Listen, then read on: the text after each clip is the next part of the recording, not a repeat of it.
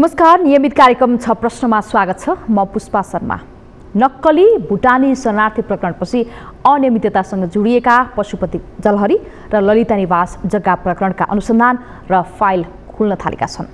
भुटानी शरणार्थी प्रकरणमा समेत कारबाही अघि बढिरहेको समयमा जलहरी परीक्षणदेखि ललिता निवास प्रकरणको पुनः फाइल खुल्नुले कम्तीमा अनियमिततामा रमाउने प्रवृत्तिलाई दण्डित गर्ने मार्ग खुलेको छ। सरकारी जग्गा हिनामिना प्रकरणको फाइल तत्कालीन सरकारको हस्तक्षेपका कारण 2078 साल पुसदेखि रोकिएको अनुसन्धानको फाइल 1.5 वर्षपछि फेरि खुलेको छ। मंगलबार नै पूर्व निर्वाचन आयुक्त सुधीर कुमार शाह, फाट भटेनी सुपरमार्केटका सञ्चालक मीन बहादुर गुरुङ लगायतका पक्राउ परेका छन्। यस प्रकरणमा विभिन्न नेता, कर्मचारी, व्यापारी, भूमाफिया र तत्कालीन भोगाधिकार पनि मुछिएका छन्। सुसुप्त अवस्थामा रहेको अनुसन्धानको फाइल त खोलियो, के दोषीलाई कानुनको कठघरामा ल्याउन सरकार के खुट्टा नकमाई अगाडि बढ्न सक्छ? यता आजै सरकारले संशोधन बिना बजेट पास गर्ने तयारी गरेको छ। यता स्थितिमा बजेट पास नगर्ने बताएको जसपाले बजेटमा आज पक्षमा मतदान गर्छ कि विपक्षमा, त्यो पनि चासोको विषय छ। समाजवादी मोर्चा घोषणा गरेको केही दिनमा सत्तारूढ जसपाले विधान अधिवेशन गर्यो। अब विधानमा मूलभूत नयाँ विषयहरू के समेटिनेछन्? आगामी जसपाको यात्रा के हुनेछ? कसरी अगाडि बढ्नेछ? आज हामी यिनै विषयमा केन्द्रित रहेर कुराकानी गर्नेछौँ। यसका लागि स्टुडियोमा निम्ताएका छौँ जसपाका सांसद राजकिशोर यादवलाई। आउनुहोस्, उहाँलाई स्वागत गरौँ। नमस्कार, स्वागत छ कार्यक्रममा यहाँलाई। धन्यवाद। आज सरकारले बजेट पास गर्ने तयारी गरिरहेको छ, जसपाको स्ट्यान्ड के हुन्छ? हामीले यो बजेट यथास्थितिमा पास गर्न साथ दिँदैनौँ भन्दै आएको विषय हो। यो बजेटले समग्रतामा मुलुकमा जुन अहिले अर्थतन्त्रमा समस्या देखा परेको छ त्यसलाई पनि निकास दिन सक्दैन र जुन अहिले वितरणमुखी या नेतामुखी बजेट जसरी बनाइएको छ यसले एक प्रकारको असन्तुष्टि, निराशा र असन्तुलित, असमावेशी प्रकारको बजेट हो भने हाम्रो ठम्याइ हो, हाम्रो बुझाइ हो, हाम्रो निष्कर्ष हो। आज बजेट सदनमा पेश गर्ने कुरा छ। आज हाम्रो 12 बजे दलको बैठक छ। अब यो परिस्थितिमा कसरी बढ्ने भन्ने कुरा मलाई लाग्छ त्यो दलको बैठकबाट हामी निर्णयमा पुग्छौँ। अहिले यहाँको कार्यक्रममा बोलिरहँदा अहिलेसम्म यो बजेटमा यतिकै यथास्थितिमै पास गर्ने पक्षमा हाम्रो दल छैन। तथापि यो बजेटकै कारणले फेरि सरकार चाहिँ अस्थिर नहोस् या फेरि मुलुक जुन एउटा कोर्स लिन लागेछ, एउटा गतिमा जान लागेछ, त्यसमा फरक नपरोस् भन्ने कुरालाई ध्यानमा राख्दै यो बजेटलाई कसरी सुधार गर्न सकिन्छ या जुन कमी कमजोरी गरेको छ सरकारको तर्फबाट यसलाई भोलिको दिनमा यो गल्ती नहुने गरी या सिस्टममा कसरी परिवर्तन गर्न सकिन्छ भन्ने कोणबाट आज हाम्रो दलको बैठक हुन्छ र त्यो दलको बैठकबाट मात्रै हामी एउटा निष्कर्षमा पुग्छौँ भन्ने कुरा म निवेदन गर्न चाहन्छु। आगामी अबका यस पछाडिका आर्थिक वर्षहरूमा त्यो प्रणाली परिवर्तन गरेर नयाँ खालको तरिकाले बजेट ल्याउने विषय छुट्टै होलान्, आगामी दिनहरूका छलफलका विषय होलान्। अब आज त तपाईँहरूको निर्णय त आज नै आइपुग्नु पर्ने हुन्छ। तपाईँ त अब सत्तारूढ हुनुहुन्छ, अब पक्षमा मतदान गर्ने कि विपक्षमा भन्ने कुरा तपाईँहरू ढुलमुले स्थितिमा किन हुनुहुन्छ? जब नेकपा माओवादी केन्द्रले व्हिप जारी नै गरिसक्यो, कङ्ग्रेसले नै जारी गरिसक्यो, नेकपा यसले पनि व्हिप जारी नै गरिसक्यो, अब बाँकी भनेको सत्तारूढ तपाईँहरू हुनुहुन्छ। प्रष्ट रूपमा हामी पनि यो अहिलेको स्थितिलाई मूल्याङ्कन गर्दै यो बजेटको पक्षमा रहन्छौँ भनेर क्लियर आफ्नो अभिव्यक्ति राख्न किन हिचकिचाउनु भएको तपाईँ? यसलाई हिचकिचाएको होइन, न त हामी हिचकिचाएको हो न त हामी ढुलमुल भएको हो। हामी स्पष्ट छौँ यो बजेट त्रुटिपूर्ण छ होइन। र अर्को फेरि के हो भने हामी सत्ता घटक छौँ। अब आज 12 बजे हाम्रो पार्टीको दलको बैठक बस्छ। अहिलेको स्थितिमा यो बजेटमा के गर्न सकिन्छ तपाईँको यतिकै त यो बजेटको पक्षमा हामी हुँदैनौँ। यहाँले भने जस्तै एकीकृत समाजवादीले पनि व्हिप जारी गरेको छैन, त्यहाँ पनि सांसदहरूसँग कुरा हुँदा उनीहरू पनि आज 10 बजे दलको बैठक बसिरहेको छ। यसलाई एउटा निकास दिने बाटो के हुन सक्छ? यही बजेटको कारणले गर्दा होइन, अब गल्ती त भएको छ, त्यसमा कुनै किन्तु परन्तु छैन, त्रुटिपूर्ण छ, यो असन्तुलित छ, असमावेशी छ, हैन। र त्यसमा पनि यसले त मधेससँग एक प्रकारको अन्याय नै गरेको छ। तथापि अब अहिले यसमा के गर्न सकिन्छ त्यो कोणबाट आज हाम्रो बहस हुन्छ र प्रधानमन्त्री अर्थमन्त्रीको यसमा कसरी ध्यान आकर्षण गराउन सकिन्छ भन्ने कोणबाट आज हामीले कुरा गर्छौँ र मलाई लाग्छ 12 बजे दलको बैठक बसेर एउटा औपचारिक निर्णयमा हामी पुग्छौँ। त्यसैले अहिले नै प्रश्न भनिरहेको छ यो बजेटमा संशोधन हुँदैन भनेर। यहाँ हुन त यहाँले पटक पटक संसद बाहिर उठाइरहनु भएको छ कि यो मध्य प्रदेशलाई चाहिँ अलिक बढी रकम कटौती गरियो भन्ने कुरादेखि लिएर अलि फरक दृष्टिले देखियो भन्ने कुरा हेरियो भन्ने कुरा यहाँले यो विश्लेषण गरिरहनु भएको छ। आफ्नो अभिव्यक्तिहरू आफ्नो आक्रोशहरू हैन असन्तुष्टि पोखिरहनु भएको छ। तर आज त निर्णायक दिन हो। तथापि पनि अहिले तपाईँहरू जुन खालको ढुलमुले नीति छ नि, अब अहिले पछिल्लो समय नेपाली कङ्ग्रेस र एमालेको समीकरणको सरकार बन्दैछ भन्ने जुन हल्ला छ नि, त्यो कारणले एकीकृत समाजवादी र जसपा कम ब्याक भएका छन्। अब उनीहरू मतदान गर्छन् बजेटको पक्षमा भन्ने कुरा छ कि यसलाई अझै स्पष्ट पार्नु? यो त बाहिरी हल्ला हो, यसमा कुनै सत्यता छैन। हामी नेपालको सरकारको स्थायित्व खोजेका हौँ। यो स्थायित्व भयो भने मात्रै हामी विकास समृद्धि या सुशासनको कुरा गर्न सक्छौँ। नेपालको राजनीतिको सबभन्दा नराम्रो रोग भनेको घरिघरि सरकार फेरिने, सरकारले कुनै पनि काम त्यो मूर्त रूप दिन नसक्ने, जुन एक प्रकारको चरित्र बनेको छ, जुन एक प्रकारको अविश्वासको वातावरण बनेको छ। जसपाको कारणले गर्दा कुनै प्रकारको यस्ता अनियमितताहरू अस्थिरताहरू ननिम्तियोस् भन्ने कुरामा हामी सचेत छौँ। यहाँले भने जस्तै बजेटको सवालमा फेरि हामी यो त्रुटिपूर्ण हो, यो असन्तुलित हो, असमावेशी हो भन्ने कुरा हाम्रो ठम्यायो, निष्कर्ष हो। अब रहेको ढुलमुलेको कुरा त मलाई लाग्छ यसमा हामी आफ्ना कुराहरू स्पष्ट रूपमा राखेका छौँ। तर जब मुलुकको कुरा आउँछ, जब मुलुकलाई निकास दिने कुरा आउँछ, त्यति बेला जसपा जस्तो जिम्मेवार पार्टीले सोच्नुपर्ने हुन्छ। र 12 बजे म बारम्बार तपाईँलाई तेह्राइ भन्दैछु, 12 बजे आज दलको बैठक हुन्छ र त्यो दलको बैठकबाट एक प्रकारको निष्कर्षमा पुगिन्छ। त्यसरी अरू दलले के गर्यो ती दलका जिम्मेवारी हुन्। जसपाले के गर्ने हो भने जसपा आफ्नो दलप्रति, आफ्नो मतदाताप्रति र नेपाली जनताप्रतिको जिम्मेवारी बोधका कारणले हामी अझै जिम्मेवार भएर सरकारलाई अझै सचेत गराएर यसलाई सुधार हुने बाटो छ भने सुधार गरेर अगाडि बढ्न हामी दबाब सिर्जना गर्छौँ र 12 बजे दलको बैठकबाट औपचारिक निर्णय गर्छौँ। ठिक छ। अब यहाँको सङ्केत पनि अब मतदान पक्षमा बजेटकै पक्षमा गर्छौँ भन्ने खालको सङ्केत आयो। अब तपाईँहरूको यो 3 दिने विधान अधिवेशनतर्फ जाउँ। तपाईँहरूको विधान अधिवेशनको निष्कर्ष के रह्यो र यो विधान अधिवेशनले मूलभूत के नयाँ विषय दिए तपाईँहरूको लागि? यो विधान अधिवेशन जसपा नेपालको राजनीति जीवनको लागि एउटा ऐतिहासिक परिघटना हो। अहिलेसम्म हामी मधेस जनविद्रोहबाट पार्टी निर्माण भयो या हाम्रो पार्टीको राजनीतिको जन्म भयो र अहिलेसम्म हामी विभिन्न आरोह अवरोह पार्टी एकता टुटफुट हैन हुँदाहुँदै यहाँसम्म आइपुग्यो। अहिले एक प्रकारको हामी अन्तरिम विधानबाट या एक प्रकारको तदर्थवादबाट आइरहेका थियौँ। अब यो पार्टीलाई यहाँबाट यो मुलुकलाई नेतृत्व दिन सक्ने, यो मुलुकमा भएका तमाम शोषण उत्पीडनमा परेका हैन जनताले खोजेका विषयमा केन्द्रित भएर अगाडि बढ्नको लागि एउटा चुस्त दुरुस्त हैन पार्टी चाहिएको हुनाले त्यो पार्टी निर्माणको हेतु हामीले विधान अधिवेशन गर्यो र यो विधानले तपाईँको खास गरी 2-3टा कुरालाई फोकस गरेको छ। एउटा त यो विधानले जुन नेपालमा जतिखेर पनि त्यो टाँसिरहने, पदमै टाँसिरहने, कहिले पनि नछोड्ने, त्यो भनौँ न अन्तिम अवस्था आयो भने मात्रै बाध्य भएर छोड्ने जुन प्रवृत्ति छ, यसमा हामीले एउटा व्यक्तिले एउटा पदमा 2 कार्यकाल मात्रै सेवा गर्न सक्छ भन्ने एउटा प्रावधान, त्यो भनेको मलाई लाग्छ यो क्रान्तिकारी प्रावधान हो। नेपालको अरू पार्टीको विधानमा यस्तो व्यवस्था गरिएको छैन जो हाम्रो पार्टीमा गरेको छ।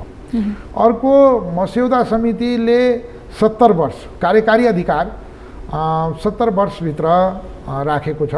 त्यसमा साथीहरूको भनौँ न विभिन्न प्रकारका विचारहरू आएको छ, तर मस्यौदा हामी जुन पेश गरेका छौँ त्यसमा 70 वर्ष राखेका छौँ। तेस्रो कुरा 33% महिलालाई अनिवार्य म्यान्डेटरी बनाएका छौँ। पदाधिकारीमा जस्तै 3 जना निर्वाचित भयो भने 1 जना महिला अनिवार्य रूपमा निर्वाचित गर्नै पर्ने बाध्यात्मक स्थिति त्यहाँ राखेका छौँ। यसले के गर्छ भने 33% तपाईँको महिलाको सुनिश्चितता गर्छ, जो चाहिँ अरू पार्टीमा 33% त भन्ने तर म्यान्डेटरी गरेको छैन। हामीले 40% युवालाई त्यसै गरी अनिवार्य गरेका छौँ। अर्को कुरा, हामीले हिजो हलबाट एउटा सुशासनको सवालमा पार्टीभित्रै पनि एउटा जनता लोकपाल बिल ल्याउँ भन्ने प्रस्ताव पनि आएको छ। अब यसलाई भनौँ न प्रमाणीकरण गर्ने साथीहरूले कसरी हेर्नुहुन्छ भन्ने एउटा विषय हो। तर यो प्रकारको मलाई लाग्छ नितान्त हामीले नयाँ ढङ्गबाट ताकि यो अहिले जुन पार्टीहरूप्रति जनतामा जुन प्रकारको निराशा छ, जुन प्रकारको वितृष्णा छ, यो पार्टी चाहिँ जनताको मनको ढुकढुकी बन्न सकोस् भन्ने हेतुले एउटा सुशासनको सवालमा, नेपाललाई समृद्धिको सवालमा, नेपालमा भएका शोषण उत्पीडनमा परेका जनताहरूको मुक्तिको खातिर यो एउटा राष्ट्रिय शक्तिको रूपमा निर्माण गर्नको खातिर हामीले यो विधानलाई अरूभन्दा फरक, अरूभन्दा वैज्ञानिक र वस्तुनिष्ठ ढङ्गले अगाडि बढाएका छौँ। युवालाई एकातिर युवालाई आकर्षित गर्ने गरी विधि बनाइरहेका छौँ भन्नुहुन्छ, अर्कोतिर यो 40 वर्षको हदम्याद जुन राख्ने कुरा गर्नुभएको छ नि, त्यहाँ पनि बाँझिएका छन्। अधिकांशले चाहिँ 70 वर्ष यो हदम्याद चाहिँ राख्न हुँदैन भनिरहनु भएको छ। यी दुईटै विषय बाँझेर होइन, युवाहरूको 40% भनेका छौँ होइन, त्यो त अनिवार्य रूपमा केन्द्र कमिटीदेखि लिएर भनौँ न सबै कमिटीमा त्यो हुन्छ। 70 वर्षमा हामीले एक प्रकारको कार्यकारी अधिकार 70 वर्षभन्दा माथिको मान्छेलाई त्यहाँ नराखौँ भन्ने हो। यसमा त बाजिने कुरै भएन नि, यो त झन् त्यही नीतिलाई सपोर्ट गरेको जस्तो भयो नि।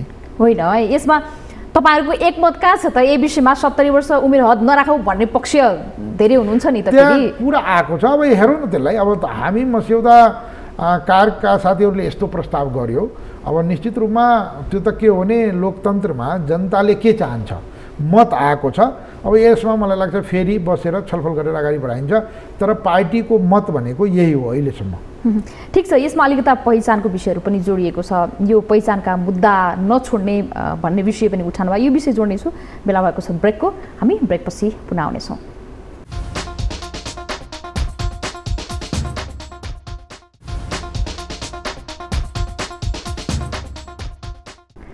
ब्रेकपछि पुनः स्वागत छ। आज हामीसँग हुनुहुन्छ जसपाका सांसद राजकिशोर यादव। पुनः स्वागत छ कार्यक्रममा यहाँलाई। धन्यवाद। तपाईँहरूको यो विधान अधिवेशनमा मुख्य उठेको विषय जुन पहिचानको मुद्दालाई यो विधानले बोक्ने, यसलाई अगाडि बढाउने, अझ स्ट्रङ तरिकाले अगाडि बढाउने भनेर यहाँको पार्टीका अध्यक्षले बोल्नुभयो। मूलभूत यही विषय बनाउने, हामी पहिचानको मुद्दा चाहिँ नछोड्ने भन्नुभयो। तपाईँहरूको पृष्ठभूमि हेर्दा मधेसवादी दल होइन, पहिचानको मुद्दा बोकेको दल मधेसवादी दल थियो पृष्ठभूमि, र त्यो हिसाबमा पनि क्षेत्रीय दलका रूपमा गनिन्थ्यो, बुझिन्थ्यो। र अहिले तपाईँहरू आफै हामी क्षेत्रीय दल होइनौँ है, राष्ट्रिय दल हो, देशभरको दल हौँ भनेर तपाईँहरूले दाबी गरिरहनु भएको छ। तपाईँहरू फेरि अहिले पहिचानकै विषयमा जानुभयो। तपाईँलाई त फेरि यसलाई बढाउनु भन्दा पनि यसलाई साँगुरिएको जस्तो हुँदैन? तपाईँहरू त फेरि घटेर क्षेत्रीयतातिर मात्रै केन्द्रित भएको जस्तो देखिँदैन? मलाई लाग्छ यो यहाँको बुझाइको दोष हो। यसले त झन् हामीलाई राष्ट्रिय स्तरमै विकास गर्न, विस्तार गर्न, या एक प्रकारको हिजोसम्म हामीले भनौँ न एउटा मधेसको कुरामा बढी केन्द्रित थियो। अब यसले तपाईँको जस्तै तामसालिङको कुरा गर्छ होइन, लिम्बुवानको कुरा गर्छ, किराँतको कुरा गर्छ, यसले तपाईँको थारू बानको कुरा गर्छ।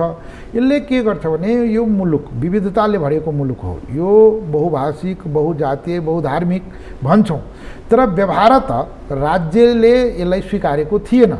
राज्य चाहिँ एकाङ्की, एकल जातीय, एकल सामुदायिक, एकल भाषिक र एकल धार्मिक बन्यो। त्यसैले यसले गर्दा नेपालको विकास हुन सकेन, यसले गर्दा नेपालको आन्तरिक राष्ट्रियताहरू मजबुत हुन सकेन, यसले गर्दा नेपालभित्र बसोबास गर्ने सम्पूर्ण समुदायले यसको अपनत्व लिन सकेन भन्ने ठम्याइ हो। त्यसैले हिजो जसरी एउटा वर्चस्वशाली समुदायले अरू समुदायलाई दाबेर तपाईँको थिचेर मिचेर जसरी राज्य गर्न खोज्दै थियो या राज्य गरिरहेको थियो, यसको विरुद्धमा हामी चाहिँ अब यो मुलुकमा बसोबास गर्ने सबै, अब यसलाई हामीले राष्ट्रियता भन्छौँ, एथनिक ग्रुपहरूको पनि तपाईँको उतिकै अधिकार हुनुपर्छ भन्ने सोचका साथ हामीले यो अभियान भनौँ न, यो मधेस जनविद्रोह पनि त्यसैको जगमा निर्माण भएको हो।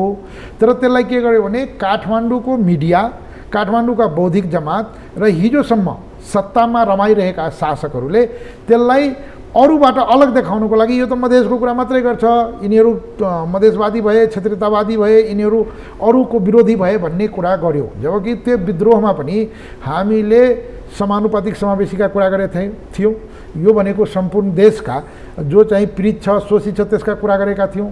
हामीले जनसङ्ख्याको आधारमा राज्यमा प्रतिनिधित्व हुनुपर्छ भनेको खालि मधेसको कुरा मात्रै गरेका थिएनौँ। हामीले त पहाडमा बसोबास गर्ने दलितका, हिमालमा बसोबास गर्ने शेर्पाका, तामसालिङमा बसोबास गर्ने तामाङका कुरा पनि गरेका थियौँ। तर त्यति बेला त्यो कुरालाई अब यहाँका वर्चस्वशाली जसको हातमा सबै डानुपर्ने थियो उनीहरूले यो कुरालाई डाइभर्ट गरिदियो। यो पार्टीको निर्माण नै तपाईँको दुईवटा कुराले भएको हो। एउटा त यसलाई एकै पोइन्टमा भन्दा हामीले सबै प्रकारका विभेदको निर्मूलीकरण चाहन्छौँ। हामी सबै प्रकारका विभेदका तर पनि व्यवहार त फेरि तपाईँ मधेसवादी विषय नै उठाउनुहुन्छ। जस्तो पछिल्लो विषय हेरौँ, मधेस प्रदेशमा बजेट कम पर्यो, हामी सत्ता ढाल्न तयार छौँ, तर यो बजेटमा तपाईँहरूले खर्च कटौती गर्न पाउन्न भने तिनै क्षेत्रको मुद्दा उठाउनु भएको छ। व्यवहार त फेरि देखिँदा त त्यही देखिन्छ। यो त मलाई लाग्छ यो तपाईँको या त दृष्टिदोष हो या तो अल्पज्ञान हो। अहिले हामी 1 नम्बर प्रदेशको नामाकरणको विरुद्धमा जो आन्दोलन भइरहेको छ त्यसको नेतृत्व हाम्रो पार्टीले गरिरहेको छ। त्यहाँ हामीले किराँत र लिम्बुवानको कुरा गरिरहेका छौँ। त्यहाँ तपाईँ कहाँ मधेस र मधेसी देख्नुभयो हैन? अरू पार्टीहरू जो चाहिँ हिजो बन्दुक बोकाएर लड्यो, आज तिनीहरू उसँग बेइमानी गर्दैछ। हामीले तिनीहरूको कन्धामा कन्धा, हातमा हात मिलाएर उनीहरूसँगै उनीहरूको पीडालाई सम्बोधन हुने गरी आज हामी सरकारमा भएका मन्त्रीलाई फिर्ता बोलाएका छौँ। यो भन्दा ठुलो एउटा कुरा हैन। त्यसैले विषय के हो भने नि के पनि सजिलो भयो भने अब मधेसवादी दल जुनमा गनिनु हुन्थ्यो, अब तपाईहरुको लागि च्यालेन्ज त जनमत पार्टी सिके राउत हुनुहुन्छ। अब उहाँहरुलाई पनि सजिलो हुने भयो, अब प्रभाव उहाँको बढ्ने भयो। त्यसकारणले पनि उनीहरूको प्रभावलाई कम गर्न र आफ्नो पृष्ठभूमि जुन पृष्ठभूमिबाट आएको हो त्यसलाई अलि बलियो बनाउनको लागि पहिचानको विषय फेरि जसपाले उठायो भन्ने आरोप लगाउनेलाई त सहज भयो। फेरि यो त मलाई के लाग्छ भने यो बुझाइ राजनीति बारेमा बुझाइको कुरा हो। यो जसपाले पहिचानको मुद्दा कहिले छोडेकै थिएन, कहिले छोडेको थियो जो आज समात्यो। विषय के हो भने जसपाले मैले भने नि पहिचानकै आधारमा यो राज्यको पुनर्संरचना हुनुपर्छ भन्ने मूल ध्येयमै आधारित विद्रोह गरेको पार्टी हो। तत्कालीन मधेसी जनअधिकार फोरम होस् या अहिलेको जसपा होस्, तपाईँ राजनीति यात्रालाई गहिरो गरी मसिनो गरी वस्तुपरक ढङ्गले यदि मीमांसा गर्ने हो भने, विवेचना गर्ने हो भने जसपाले यो आमूल परिवर्तन खोजेको थियो, परिवर्तन खोजेको छ। किनभने यो प्रकारको एकाङ्की र एकीकृत जुन अहिले जसरी तपाईको राज्य चलाइरहेको थियो त्यसलाई हामीले संघात्मक ढाँचामा लानको लागि नै हाम्रो लडाइँ थियो। त्यसैले जसपाको यो मलाई लाग्छ यो जस दिनबाट किन कन्जुसाइ गरेको तपाईहरुले? ठिक छ, पार्टीहरु लोकतन्त्रमा हामी मल्टी पार्टी सिस्टममा छौँ, पार्टीहरूको जन्म हुन्छ, पार्टीको निर्माण हुन्छ, फेरि विघटन हुन्छ। त्यो एउटा मलाई लाग्छ यसलाई नियमित प्रक्रिया हो। त्यसैले जसपाले कसैलाई देखेर तर्सेर गरेको होइन। जसपाको जुन रोड म्याप हो त्यही रोड म्याप अनुसार अगाडि बढेको हो। अहिले चर्चा किन बढी पाइयो भने विधान अधिवेशन भएको हो, देशभरिका मान्छेहरू आएको थियो, तपाईहरूको पनि अब मिडिया त्यहाँ अलिकति बढी केन्द्रित भएर यो कुराहरूलाई उजागर गरिदिएको हो, त्यसको लागि धन्यवाद पनि छ। त्यसैले जसपाले पनि छ तपाईहरुले असार 4 गते अब लगभग शक्ति क्षीण हुँदै गएका 3 दल माओवादी केन्द्र, एकीकृत समाजवादी, जसपा र संसदभन्दा बाहिर रहेको अर्को पार्टी नेकपा सहितको एउटा मोर्चा बनाउनु भयो। त्यो मोर्चाले तपाईँको यो मुद्दा छ नि पहिचानको मुद्दाको विषयमा के सहयोग गर्छ, के सपोर्ट गर्छ? मलाई लाग्छ हामी यो मोर्चाको मूल ध्येय नै के हो भने एउटा त विभेदको अन्त गर्ने, सुशासन कायम गर्ने र मिल्दै गएको विषयमा। जस्तै अहिले नै यी पार्टीहरूको हेर्ने हो भने तपाईँको यिनीहरूको पनि विभेदको विरुद्धमा लड्नुपर्छ भन्ने हो। अब विभेदको कुन प्रकार हो? कम्युनिस्टहरू वर्गीय सङ्घर्षका कुरा गर्छन् एकै ढङ्गले। हामीले के भन्छौँ भने नेपालमा खालि वर्गीय समस्या मात्रै होइन, नेपालमा जातीय सामुदायिक र सांस्कृतिक रूपमा पनि विभेद भएको हो, भाषिक रूपमा पनि विभेद भएको हो भन्ने। तपाईँको पार्टीका अध्यक्षलाई प्रधानमन्त्री पुष्पकमल दाहालले कम्युनिस्ट बनाइसक्नुभयो, कार्यक्रममै कमरेड उपेन्द्र यादव हुनुहुन्छ भन्नुभयो, मुस्कुराउनु भयो, स्वीकार गर्नुभयो, त्यो पनि मौन स्वीकार गरेको होइन। यो त मलाई लाग्छ हामीमाथि लगाएको आरोप हो। अब मोर्चा बनेको छ, त्यो मोर्चाको नाम नै तपाईँको समाजवादी मोर्चा हो। यसैबाट के हुन्छ भने यसलाई तपाईँले अर्को रूपले पनि उहाँहरूलाई हामीले समाजवादी बनाएका हौँ, हामीहरू कम्युनिस्ट बनेका होइनन्। उहाँहरूलाई जो तपाईँको जनता समाजवादी, जो जनता समाजवादी पार्टीको मूल तपाईँको विचार नै समाजवाद हो, उहाँहरूलाई हामी समाजवादी कित्तामा ल्यायौँ भन्ने हाम्रो बुझाइ हो। त्यसैले बुझाइ फरक हुन सक्छ। अब हामी सुशासनको एजेन्डामा प्रवेश गरौँ। अब यो नक्कली भुटानी प्रकरणपछि निस्केका यी दुईटा विषय, एउटा पशुपतिको जलहरीको विषय र अहिले पछिल्लो समय ललिता निवास प्रकरणको फाइल 1.5 वर्षपछि खुलियो, यो विषय अहिले चर्चामा छन्। अब सुनको परिणामको विषयमा, गुणस्तरको विषयमा होइन, धातुको मात्रा निर्कुल गर्ने विषयमा अख्तियार पुग्यो पशुपति क्षेत्र, उसको आफ्नो कार्यक्षेत्रभित्र के प्रस्तुत गरिरहेको छ। तर नि अब यो जलहरीमा नाम दर्ज गर्ने विषय हुन् अथवा समग्र रूपमा धर्ममा हुने राजनीतिको विषय र त्यो आवश्यकता थियो कि थिएन भन्ने अर्को विषय होला। यसलाई राज्य स्रोतको दुरुपयोग मान्ने कि नमान्ने? यो राज्य स्रोतको दुरुपयोग मात्रै होइन, यो नैतिक रूपमा पतन पनि हो। यो प्रकारको चिन्तन नै विकास हुनु मलाई लाग्छ आफैमा यो एक प्रकारको दुर्भाग्य भनौँ, एक प्रकारको यो ठुलो अपराध हो। त्यसैले अहिले मलाई एउटा कुरामा खुसी के लागेको छ भने हिजोसम्म जे गर्दा पनि छुट पाइन्छ भने जुन मनोवृत्ति बनेको थियो, जुन आम बुझाइ बनेको थियो, एटलिस्ट जे कारणले भए पनि यो सरकारले जसरी आफू मै हुँ भन्नेहरूलाई पनि अहिले जसरी भनौँ न त्यो कानुनी दायरामा ल्याइरहेको छ, शोधखोज भइरहेको छ, नियन्त्रणमा लिइरहेको छ, समातिरहेको छ, यसले जनतामा राज्यप्रति या सरकारप्रति, व्यवस्थाप्रति एक प्रकारको विश्वास बढाएको छ। त्यसमा पनि हाम्रो पार्टी त यो पार्टीको 4टा मूल मन्त्र छ, संहिता, सुशासन, समृद्धि र समाजवाद। त्यो सुशासन जबसम्म हुँदैन अनि तपाईँको राज्य चाहिँ सही ढङ्गले चल्न सक्दैन, समाजवादसम्म पुग्न सक्दैन। त्यसैले यो सुशासनको सवालमा त हामी कठोर भएर, निर्मम भएर, जोसुकै होस्, जो चाहिँ आफ्नो पदको अधिकारको दुरुपयोग गरेर जुन गल्ती गरेको छ त्यो चाहिँ सजायको भागीदार हुनुपर्छ। चाहे त्यो जलहरी प्रकरणमा होस्, प्रधानमन्त्री केपी शर्मा ओलीको पालामा यो काम गरियो, यो निर्णय गरियो, पशुपतिमा जलहरी राखियो, तर त्यो समयमा तपाईँहरू पनि सत्तारूढ हुनुहुन्थ्यो, तपाईँहरूले प्रश्न किन उठाउनु भएन? होइन, त्यति बेला तपाईँको यो काण्ड भइरहँदा हामी यो सरकारको काम कारबाहीबाट एक प्रकारको असन्तुष्ट भएर बाहिरिने क्रममा थियौँ। तथापि यो त तपाईँको कहीँबाट निर्णय भएर, कुनै क्याबिनेटमा निर्णय भएर, कुनै नीतिगत निर्णय भएर गरेको होइन।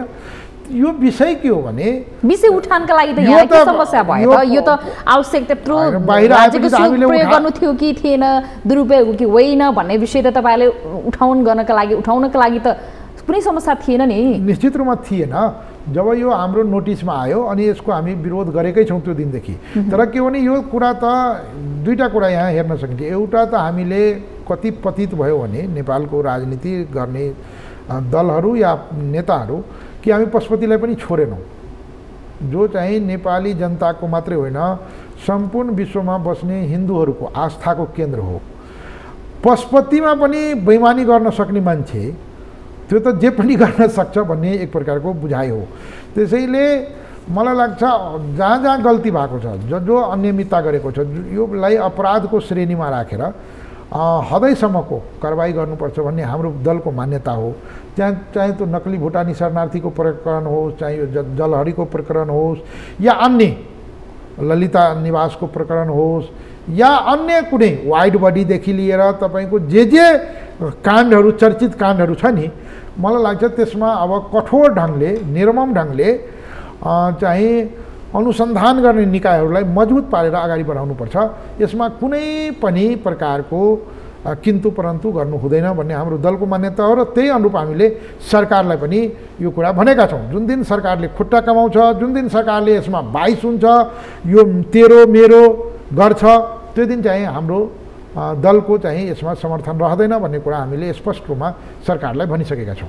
हस्, यहाँको महत्त्वपूर्ण समय र संवादको लागि यहाँलाई धेरै धेरै धन्यवाद। यहाँले पनि विचार राख्ने मौका दिनुभयो। यहाँ लगायत सम्पूर्ण यो टेलिभिजन परिवार र सम्पूर्ण दर्शकहरूमा धेरै धेरै धन्यवाद भन्न चाहन्छु। आजको 6 प्रश्नमा हामीले समसामयिक राजनीतिक विषय र भर्खरै सम्पन्न भएको जसपाको विधान अधिवेशनको कुरा, यो सँगसँगै समग्र राजनीतिक विषयमा कुराकानी गर्यौँ। 6 प्रश्नको समय यति नै, आगे पाऊँ। नमस्ते।